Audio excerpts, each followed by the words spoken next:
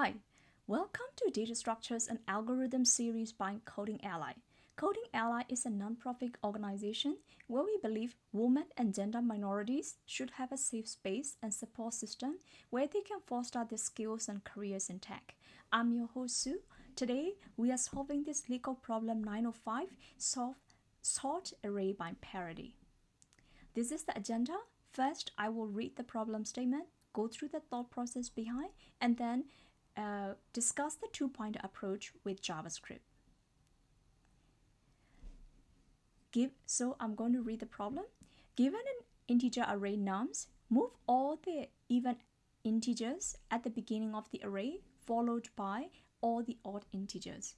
Return any array that satisfies this condition. So this is the input nums.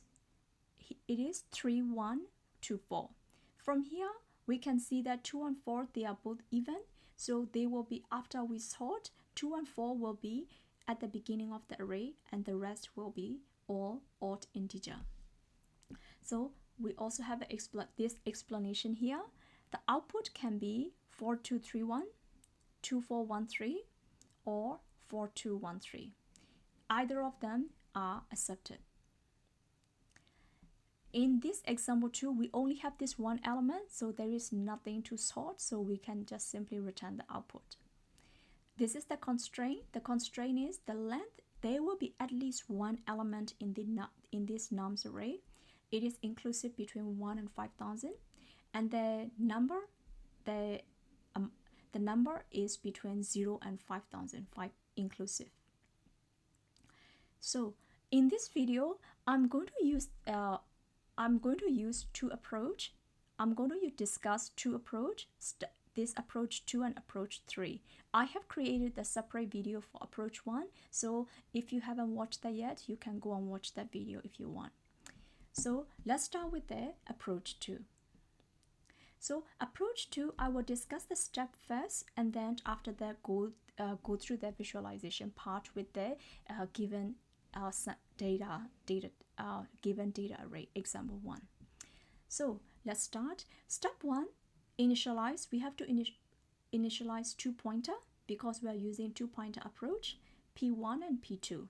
So in here, I would like you to note that P1, it starts at index 0, P2 starts at the last index. So they are at the different end of the array. So step 2. In here, we are iterating through this array, and we are going through the elements, and we check. So this is the stopping condition. While P1, the value is less than P2, the following code will get executed, and then we check. What we are comparing is we want to bring the odd even elements to the front, odd element to the back. So we are checking. We will use the modulus, and then we check for the remainder value. If the element at this P1 pointer 1 index, if it is odd, then the remainder will be always 1. It will always be greater than even number, because in even number, it is even. If we divide it by 2, the remainder will be 0. So 1 will always be greater than 0. So we compare. If it is greater, then we are going to bring the even number to the front, and we will put the odd number to this P2 pointer 2 position. So therefore, if greater, we will swap the elements. Step 3. After we swap, we have to check. What we have to check is the element at the pointer 1. If it is 0, then it must be even. So it is in the right position, right place. So we will increment pointer 1. And similar thing, we have to check for the element at pointer 2. We check. We have to consider this step for some edge cases, which I will discuss later. But in here, you think if we have to check before we decrement the pointer 2, the last element, it must be odd. If it is odd, then we can decrement, and then we will return the array. So let's have a look at the example. So beginning index location pointer 1, pink pointer is index 0, this green pointer at index 3. We check. We divide it by 2, and then we will get the modulus value. In here we check 3. It is odd, so the remainder is 1. This is even, so the remainder is 0. 1 is greater than 0. We will swap. So after we swap, 4 is at the beginning and 3 will be at the end. And we check. And then after that, because this is 3, it is odd, so we will decrement the green pointer and we will increment this. We will increment this pink pointer, and we check again. So we check for the remainder value. 1, the remainder value will be 1. For 2, the remainder value will be 2. So again, 1 is greater than 0, so we swap.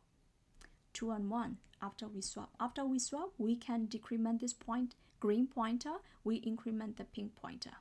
So now we swap.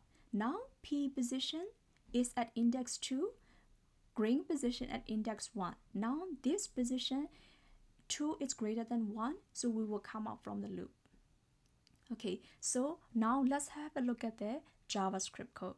Step 1. In this step, we will initialize the 2 pointer. So P1 start at index 0, P2 start at the last index, so nums.length -1, because array always start at index 0. Step 2. In this step, this is the condition for the breaking out from the loop. So we add the condition. While P1 is less than, pointer 1 is less than pointer 2, we check for the condition. The condition that we check is, we check for the odd value and even value. If it is odd value, which is this part, the element at this pointer 1 has to be swapped with the pointer 2.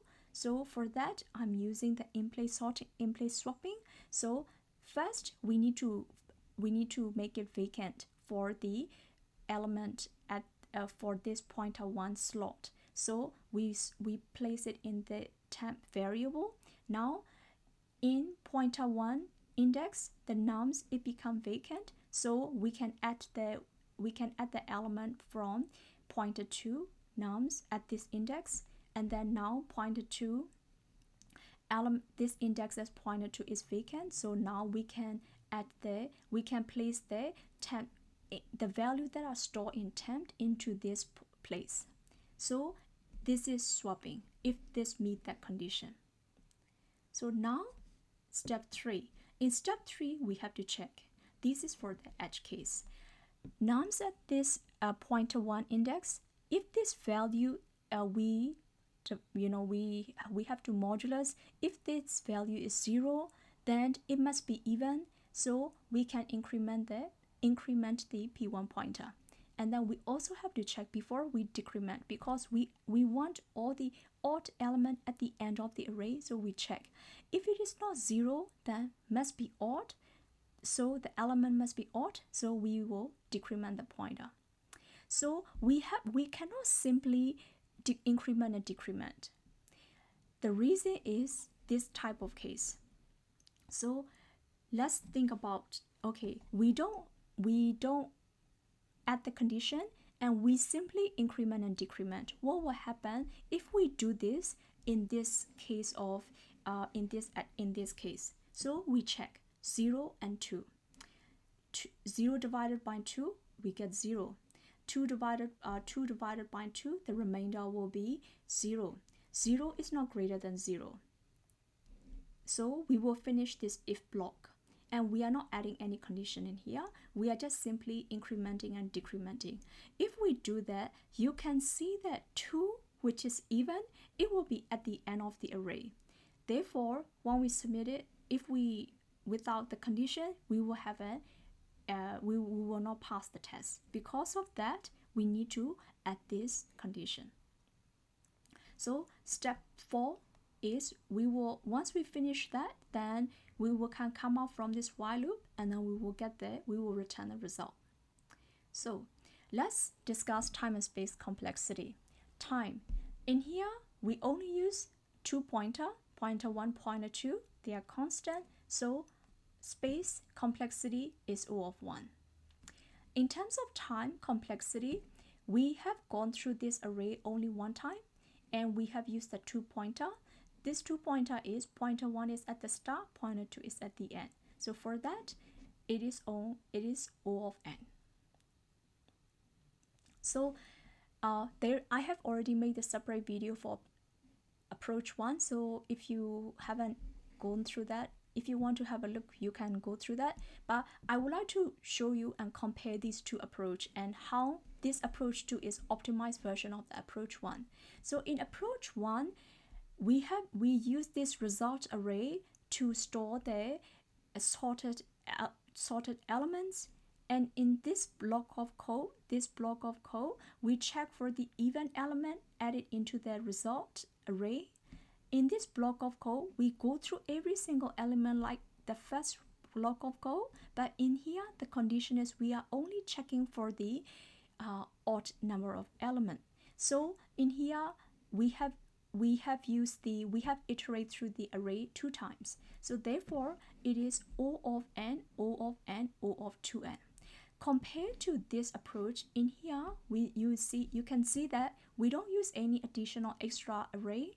We simply swap in place, and we have also go through the nums array only one time. So in terms of space, is optimized O of 1.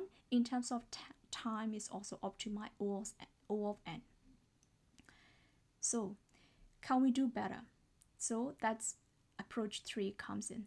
So for this approach 3, I'm not going to go through in detail, but in here you can see I have used the exactly 2-pointer approach, but instead of calling P1 and P2 to make it more readable and understandable, I have used last even index and I pointer. So this is basically a 2-pointer. In terms of the starting position, for this pointer, both pointer they start at the beginning, start. And in here, compared to approach 2, in this approach, we first initialize this last even index 0. We go through the array one time. In here, we are only checking for the odd array. No, not odd array. In here, you can see that it's even, and we are doing it in place swapping. So for this one, I encourage you to visualize it, go through it step by step. That will help you understand better. So as again, time and space complexity O of 1, O of n time. So in summary, we have learned that 2-pointer approach, how to initialize the pointer, their location, start, end, how to move the pointer, and also want to stop, the stopping condition. We have also learned 3 approach for this particular problem. Approach 1, it's not that optimized as extra space. Approach 2, more optimized, but in approach 3, it's even better. And we learn about time and space complexity.